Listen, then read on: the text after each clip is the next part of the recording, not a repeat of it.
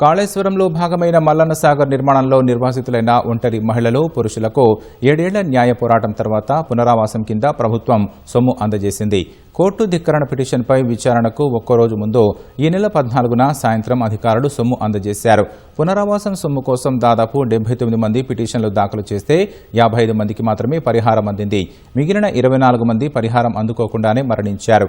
ఒంటరిగా ఉన్న పురుషులు, మహిళలను కుటుంబంతో కలిపి చూడకుండా వారికి ప్రత్యేకంగా పరిగణించి 12.51 లక్షల పరిహారం, 250 గజాల ఇంటి స్థలం కేటాయించాలని కోరుతూ వేముల ఘాట్కు చెందిన 52 మంది, ఏటిగడ్డ కిష్టాపూర్కు చెందిన 27 మంది 2019లో హైకోర్టును ఆశ్రయించారు.